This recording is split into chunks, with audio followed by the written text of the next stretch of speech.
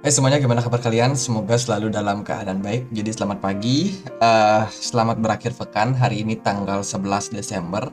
Kita akan kembali di segmen analisa pagi, di mana kita akan membahas untuk pergerakan dari market Bitcoin untuk hari ini.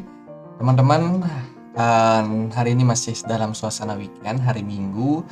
Jadi mungkin pergerakan market cenderung bakalan slow ya. Jadi orang-orang mungkin banyak yang ambil liburan dulu, nggak trading dulu di hari ini. Tapi pergerakan hari ini, terutama malam nanti itu sangat penting. Kenapa? Karena kita bakalan close time frame weekly dan juga daily di perdagangan besok pagi.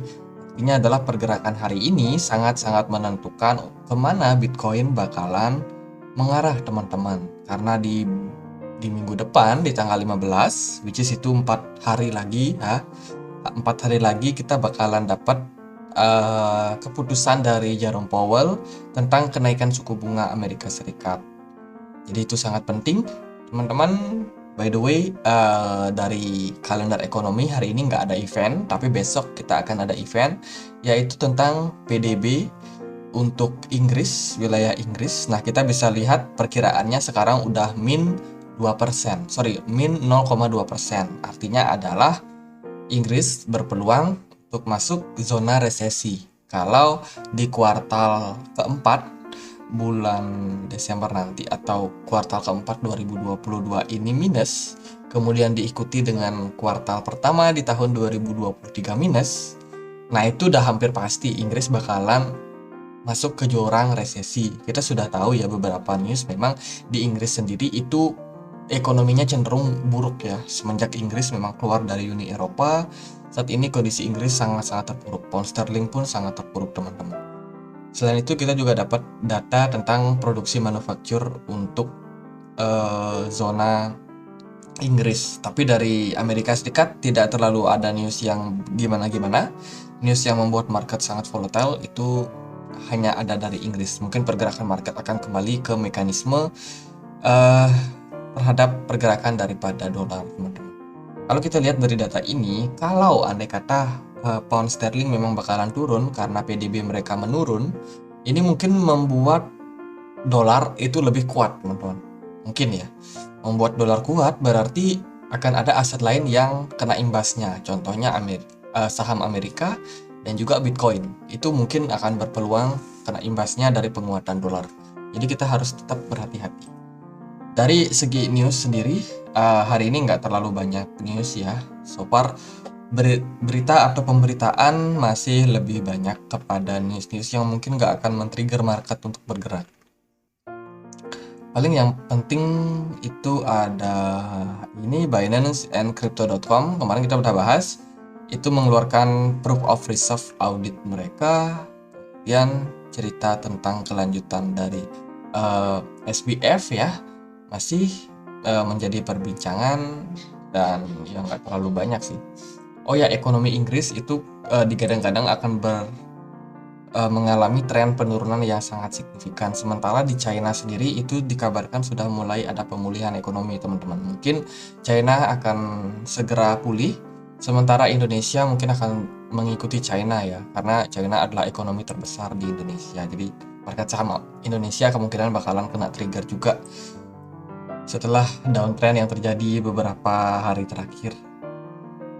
Kita akan bahas untuk Bitcoin. Dari Bitcoin sendiri pergerakannya mungkin kita lihat di weekly time frame dulu. Di time frame weekly, teman-teman, so far kalau kita bisa closing dengan kondisi seperti sekarang ini, Bitcoin closing di 17.100, itu tanda yang cukup positif sebenarnya. Kita hanya bikin doji atau spinning top, ya so far so good lah. Berarti kita confirm masih ambigu. Ambigu dalam artian masih menunggu FOMC. Kita lihat dari segi volume perdagangan dari minggu ke minggu mengalami tren penurunan. Ini berarti memang market cenderung wait and see di bulan Desember ini. Market sama sekali tidak merespon.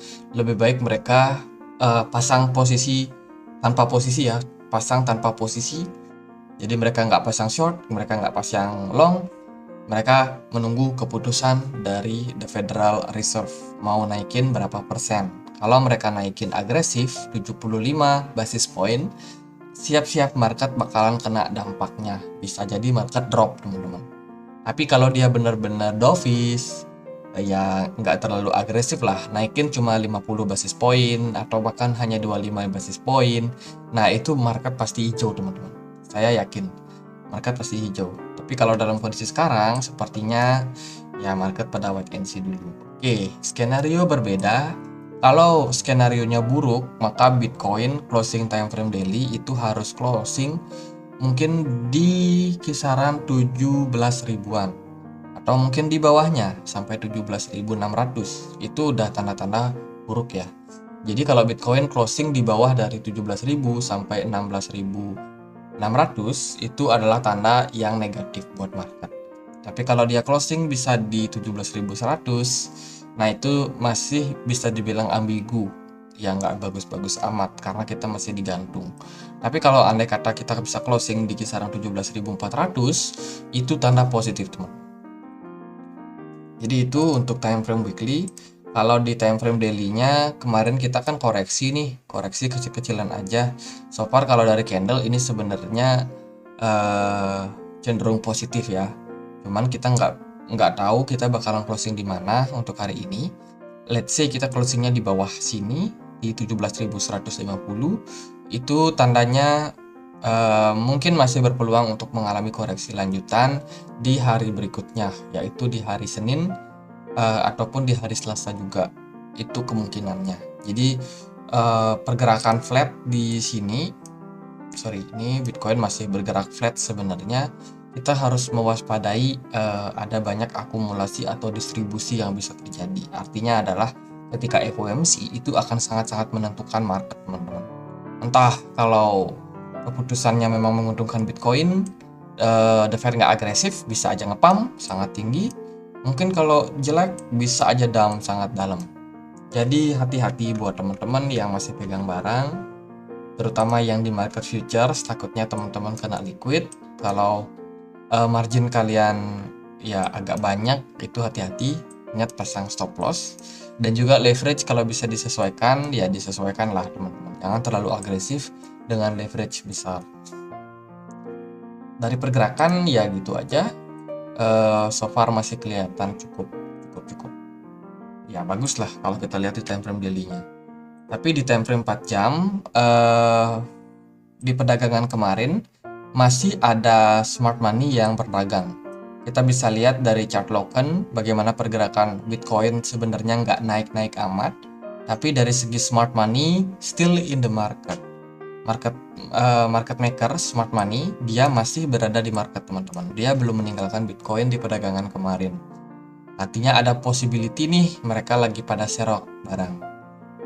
Kenapa? Ya karena mereka nggak meninggalkan market. Bahkan jumlahnya kalau kita bandingkan dengan yang terjadi di 3 Desember sampai di 7 Desember itu cenderung lebih kecil daripada volume smart money yang ada di market dari tanggal 9 sampai 11 ini. Mereka cukup banyak terdeteksi di sini dengan indikator ini. Dan posisinya saat ini masih ketahan di resistance di kisaran 17.200. Oke, mungkin pergerakannya masih cenderung sideways gini aja. Untuk support yang terdekat teman-teman bisa perhatikan di 17.000, resistance terdekat di 17.200. Target kita sih Bitcoin bisa naik ya sampai ke 18.500. Mungkin itu akan terjadi di FOMC ke depan kalau memang positif. Tapi kalau negatif ya kita harus siap-siap dengan skenario lain, yaitu Bitcoin bisa kena crash lagi, bisa turun sampai 16.600 atau lebih dalam bisa di 16.000 atau bahkan di 15.500 something. Jadi itu sih untuk outlook Bitcoin saat ini. So far gak terlalu banyak pergerakan. Kita juga masih harus wait and see untuk melihat seperti apa nanti pergerakan daripada market. Karena memang sideways, ya kita tunggu aja teman-teman. Oke, semoga bisa bermanfaat untuk analisa hari ini. Kalau kalian punya pertanyaan lain, punya koin lain, bisa tulis langsung di kolom komentar. Dan juga kita punya komunitas diskusi di Telegram. Buat yang mau join, boleh cek linknya di kolom deskripsi. Oke, sekian aja. Dan akhir kata saya Andri. Makasih.